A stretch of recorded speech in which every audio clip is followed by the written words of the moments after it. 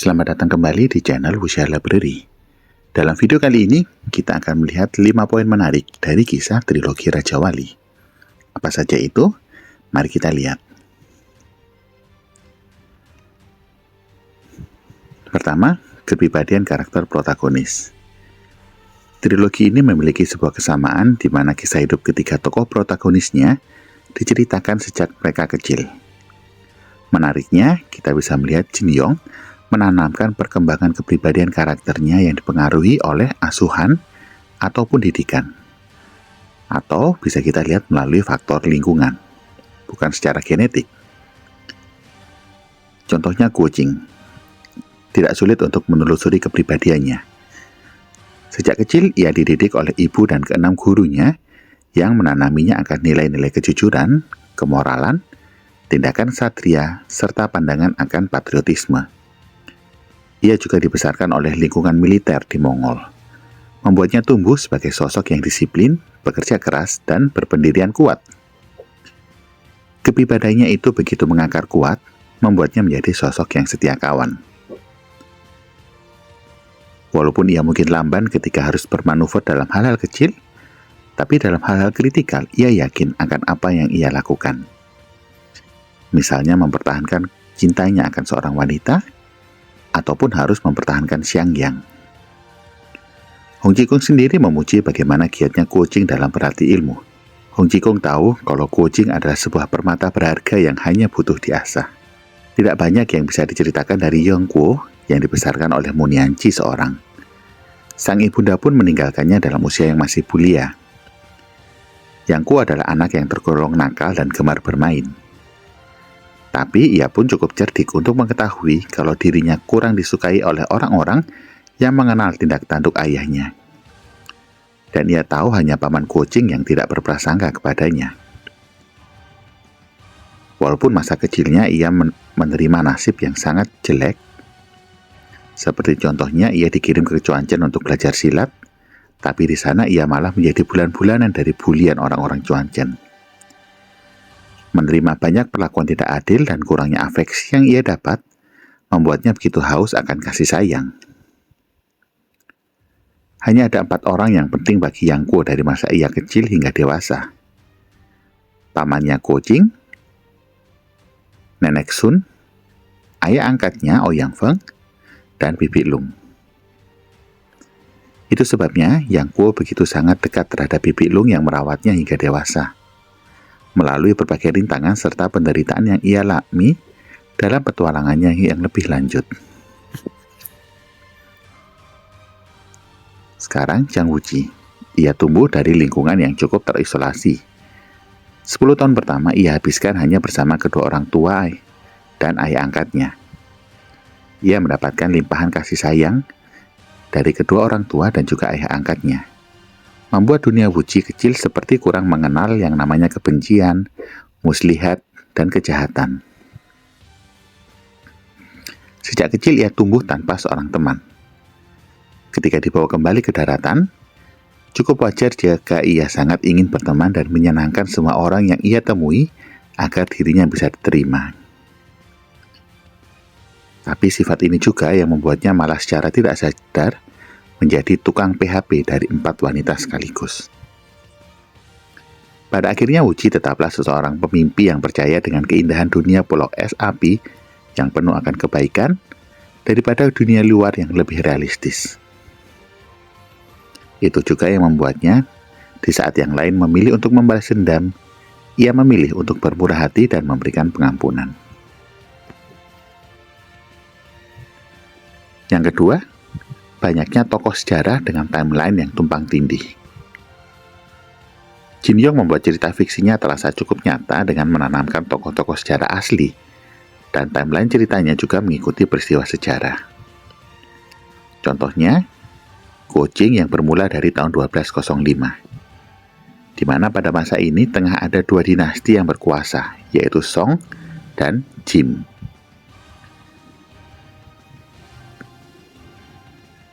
Kekuasaan Jin berakhir di ending LOJH, dan Mongol malah memulai ide untuk menyerang Song di kala itu.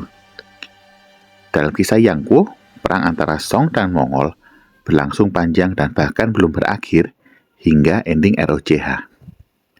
Song akhirnya tumbang bersamaan dengan runtuhnya benteng Xiangyang di tahun 1273. Dan kisah Zhang Wuji sudah bersetting pada masa dinasti Yuan, di mana kekaisaran Mongol juga ditumbangkan pada akhirnya sesuai dengan cerita dari sejarah aslinya. Tokoh-tokoh sejarah yang muncul ada banyak, seperti Huang Shang. Dalam aktual sejarahnya, ia adalah seorang pejabat Song, ahli matematika dan kartografer. Tapi, dalam novel Qin Yong, ia diceritakan adalah pencipta dari ilmu 9 bulan. Kemudian Wang Chongyang. Dalam aktual sejarahnya, ia hidup di rentang waktu 1113 sampai 1170. Di sini timeline aktualnya berbeda dari timeline fiksi yang ada di Qin Yong. Di mana jika di dalam novel Qin Yong, ia hidup pada tahun 1200. Di mana pada tahun 1200, Wang Chongyang masih berpartisipasi dalam turnamen Huasan yang pertama. Biksu Yideng. Dalam aktual sejarah hidup di rentang waktu 1172 sampai 1200. Dari sini kita bisa simpulkan Qin Yong hanya memasukkan tokoh-tokoh sejarah yang hidup di sekitar masa itu dan tidak harus tepat sesuai timeline sejarahnya. Karena kalau mengikuti sejarahnya, Yideng baru lahir 30 tahun setelah wafatnya Wang Chongyang. Sehingga mustahil mereka bisa bakalan duel di pertemuan turnamen Huasan yang pertama. Tokoh-tokoh orang Mongol juga banyak sekali, mulai dari Genghis Khan, Jamuka, JB, hingga keturunan dan generasi selanjutnya. Tokoh-tokoh sejarah Mongolia ini yang paling banyak dan konsisten muncul di masing-masing kisah trilogi. Kemudian ada tokoh-tokoh seperti Zhang Yuchun, Zhou Yuanzhang, Suda, Chen Youliang yang meramaikan pergolakan kekuasaan di HSDS. Hingga tokoh-tokoh lainnya seperti 7 murid Wang Chongyang, Yellow Chuchai, dan lain-lain adalah tokoh asli dari sejarah yang pernah muncul. Selain itu ada Sang Sanfeng, figur fenomenal yang hidup dalam 3 dinasti, Song, Yuan, dan Ming. Dalam fiksi, Chang Sanfeng muncul pertama kali di ending ROCH dalam usia yang masih remaja dan muncul kembali di HSDS dengan usia yang sangat usur. Ketiga, menanamkan mimpi dan kesuksesan besar. Dari segi cerita, trilogi Raja Wali mengangkat tema cerita yang sangat sederhana. Setiap jagoannya dari kecil bernasib kurang baik, mengalami rintangan di sepanjang perjalanan hidup, mendapatkan ilmu bela diri yang luar biasa, bertemu dengan wanita yang dicintai, saling jatuh cinta, mendapatkan dukungan, dan berakhir dengan happy ending. Itulah pola yang sering ada di dalam trilogi ini. Tipikal cerita tanpa perlu adanya plot twist yang mencengangkan untuk membuat pengikut ceritanya terkagum-kagum. Juga bukan tipikal cerita yang menyimpan misteri maupun teka-teki, sehingga sangat sukar untuk dipecahkan. Trilogi ini berfokus pada petualangan from zero to hero. Pengikut cerita akan dibuat untuk merasakan emosi, membangkitkan kepedulian atas penderitaan yang dihadapi oleh jagoan mereka. Kemudian mengantisipasi dan menanti-nantikan titik balik dari para jagoan ini yang akhirnya memberikan sebuah kepuasan. Keempat, era emas dari dunia persilatan. Kalau kita merujuk dari turnamen bela diri Huasan yang pertama, hingga berakhirnya dinasti Yuan, dalam kurun waktu panjang ini bisa dibilang sebagai era keemasan dunia persilatan yang paling banyak melahirkan tokoh-tokoh juara bela diri top tier. Para grades adalah patokan top tier fighter yang tidak bisa dibantah.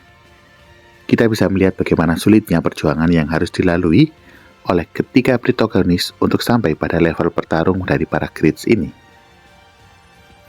Selain para grades, masih ada Zhu Jianren yang hampir mendekati kemampuan mereka.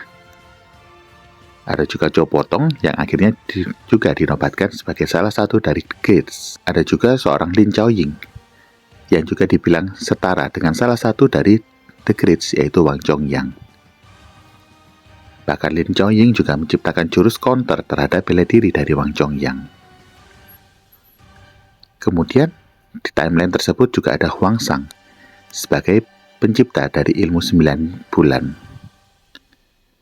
Kita juga tidak bisa mengeluarkan daftar nama seperti Xiaolongnu yang berada dalam jajaran level The Great saat ia menguasai teknik kiri dan kanan dari Chopotong, sehingga memungkinkannya memadukan Chuanchen Swordplay dengan Jade Maiden Swordplay. Jinlun Guoshi, powernya sudah dijajal oleh para fighter tangguh di ROCH. Juga ada nama seperti Guo Xiang, seorang jenius martial arts yang mendirikan EME dan menguasai berbagai jenis bela diri. Ada juga Sang Sanfeng, pendiri dari Budang, pencipta dari Tai Chi dan Chenwu Battle Formation. Ada juga keturunan dari Yang Kuo, yaitu Yellow Dress Maiden.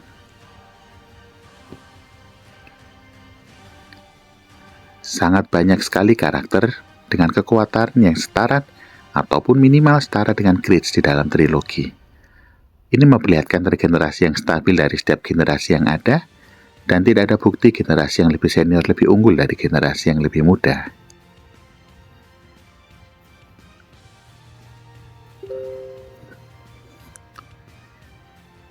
Yang kelima, berawal di Mongolia, berakhir di Mongolia. Jika kita telusuri, trilogi ini berfokus pada berawal dan berakhirnya pergolakan Mongolia di Cina. Dimulai dari bagaimana Temujin mempersatukan Mongolia dan diberikan gelar Khan Agung. Didasari oleh ambisi kekuasaan, Mongolia malah menyerang Song, mendirikan dinasti Yuan, dan trilogi panjang ini diakhiri dengan kandasnya kekuasaan Mongolia melalui gerakan pemberontakan Ming. Guo Jing mengawali petualangannya dari hidup pengungsian di Mongolia. Diakhiri dengan Zhang Wuji yang menuju Mongolia untuk mengasingkan diri. Terlepas dari banyaknya antagonis yang muncul dari trilogi ini, Mongolia lah yang paling layak menyandang gelar antagonis utama di sepanjang trilogi. Akan tetapi antagonis ini hanyalah sebuah proses. Trilogi ini justru membuka kisahnya dengan sebuah persahabatan manis Guo Jing dengan Mongolia, dan diakhiri kembali dengan sebuah persahabatan indah Zhang Wuji dengan Mongolia. Itulah 5 poin menarik dari kisah trilogi Raja Wali.